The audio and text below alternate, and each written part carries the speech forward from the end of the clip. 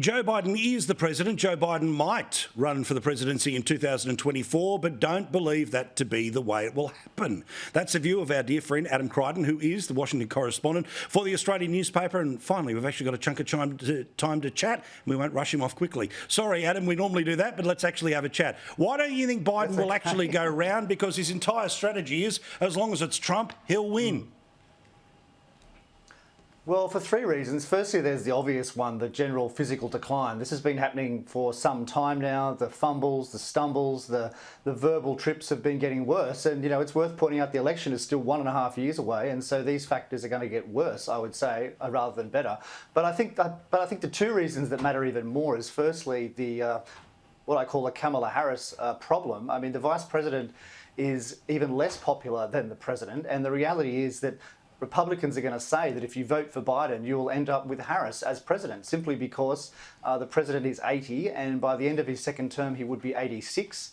And if you just look at a standard actuarial life table, there's a 30% chance that he will just die of natural causes at some point during the next term. And so it's a valid argument to make that you'll end up with President Harris. So this is a powerful argument, I think, that Republicans will make. And then thirdly, and this is a factor that has just emerged quite stunningly recently, are these accusations that the president has been completely lying about his knowledge of Hunter Biden's business dealings with Ukraine and with China, etc. These IRS whistleblowers last week released hundreds of pages of testimony, and it's worth pointing out that they can't be lying, otherwise they'd go to jail under the various whistleblower laws.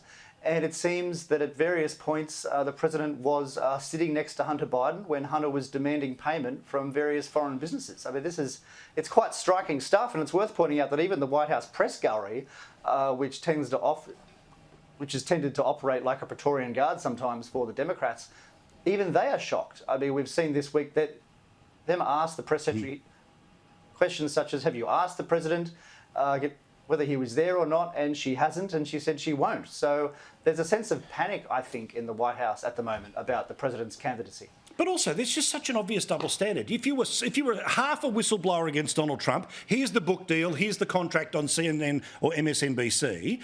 These people that have come forward to say, you know what, there was plenty more there. We're willing to stake our professional and personal reputations. And as you say, if we're lying, we go to jail. Yet I doubt they'll even get a newspaper column once.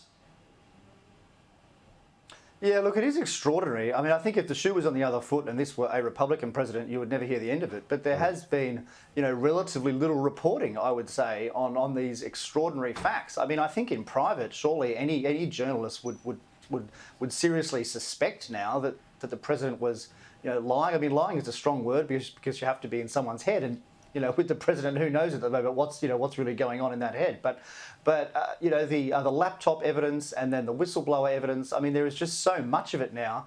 So much circumstantial evidence, if you like, to suggest that there was knowledge of these foreign business dealings, and that's a serious problem. Now to Trump, what did you think of the tape that came out today? It seems to be the slam dunk that the prosecution is looking for. You can hear the papers being rustled and you can hear him making reference to the fact that they are not declassified. That's got to be a smoking gun as smoking gun gets, right? Yeah, look, I think so.